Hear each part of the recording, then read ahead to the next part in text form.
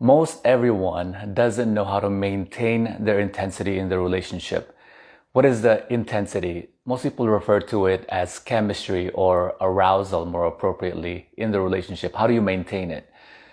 Since most people don't know how to maintain this intensity, this chemistry in the relationship, they explore things to buoy that intensity up, which typically just goes away again.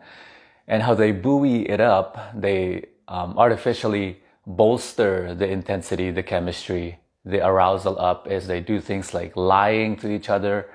Fighting increases the intensity in the relationship. Separating from each other, and that increases the intensity in the relationship.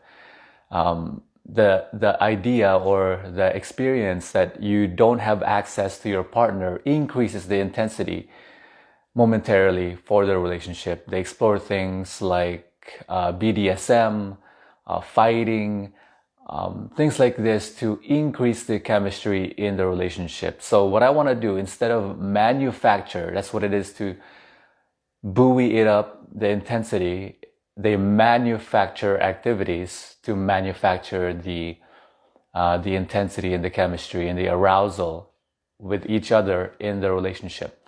So what I want to point out in this video in 8 minutes is how can you be able to organically, naturally have, in other words, how do you merit this arousal in the relationship? And it begins with this. It begins with your appreciating, and you must appreciate this. The 3 I's in the relationship, and I've gone over it in my book, Relationships 101. Go to Amazon.com, search Relationships 101 by Roan John. I went over the 3 I's, the 3 I's being intensity, infatuation, and intimacy. All relationship at the outset begins with infatuation, and you have to appreciate this. Infatuation is this chemically bolstered state. Your brain drugs you in the beginning of the relationship from several weeks up to 18 months, which is why I like to say, if you're going to think of moving in with a new partner, consider it 18 months from the time you've met, when there's no restriction on each other's access, so that you recognize that your brain has no longer drugged you. And what it does is that the infatuation, think of it as radio dials. And so the infatuation is way up in the beginning of the relationship, and then the intensity is really high also. And what also keeps the intensity high is the infatuation. The chemicals makes it so you don't see, the intimacy is very low. Intimacy being how much you know the person. And so your intensity is really high. The infatuation keeps the intensity high, while the intimacy low.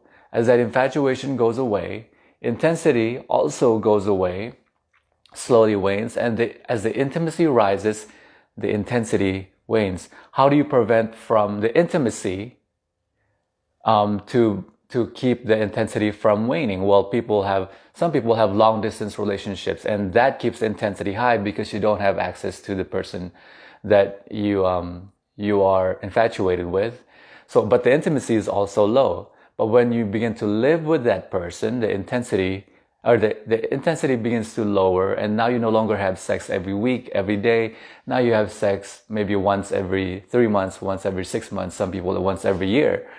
And the intimacy is all the way up. And so what they do is to increase this intensity, people explore things like BDSM, lying, fighting, separating from each other, things like that.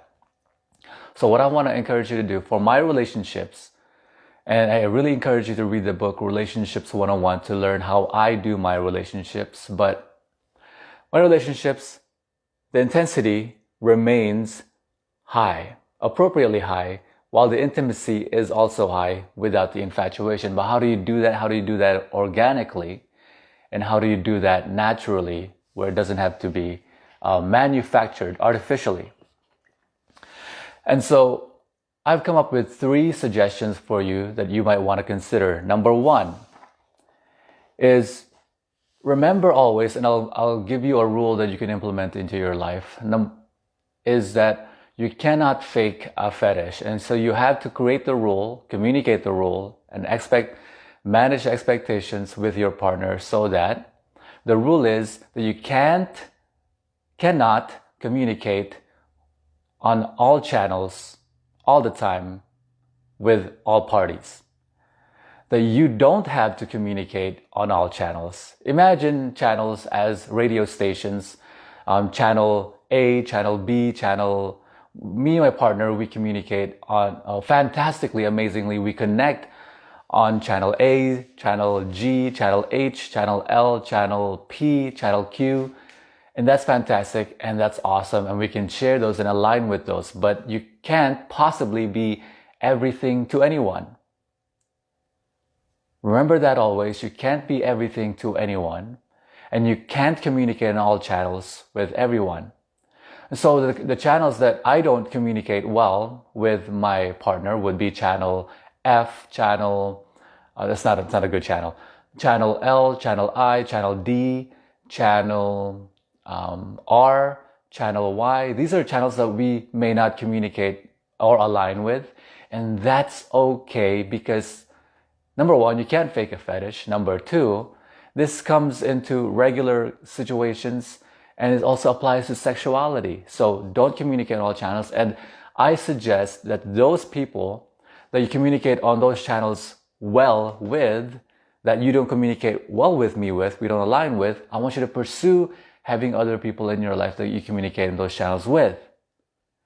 Number two, maintain separation to create so you don't become pheromonally family.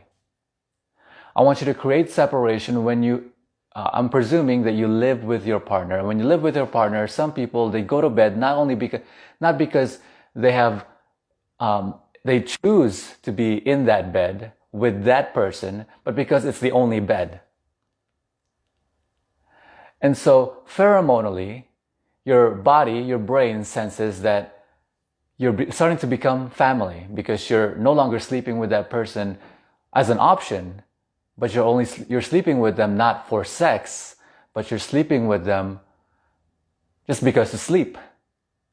And so what I would encourage you to do, I would really, really consider, this is critical in your relationship, is to create separation in your living quarters. Have her have her own bedroom and you have your own bedroom. And when you're in bed together, it's because out of your option that you have your own bed, that you choose to be in that bed with that person.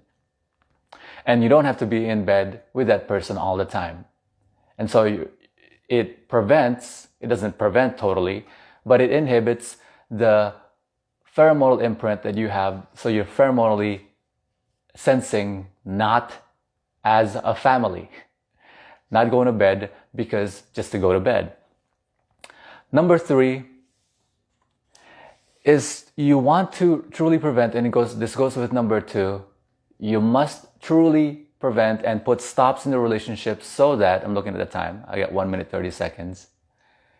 You must put stops in the relationship so that you don't take each other for granted. And it's not only taking each other granted, but also sexually, intensely, chemistrally in the relationship. You don't take each other chemistrally for granted. And so I like to put a rule in my relationship that I cannot be my partner's only male lover or only lover in general. She must have access, and I insist, not only do I encourage it, but I insist upon it, that she have other options so that I will never be abused and take for granted because I'm the only option. I need to know that out of all our options, because she has options, that when she's with me, it's because she wants to and opts and chooses to be with me. Does that make sense? I know you have questions, so leave in comments below if you have any questions. Share this with people that might appreciate, that want to increase their intensity in their relationship, increase the chemistry and maintain the chemistry in the relationship. And I encourage you, check out my training, a full course on, it's a free webinar that I did on the 13 skills you need to have better relationships and better communication. Great relationships, the letter U.com. See you next time. Bye-bye.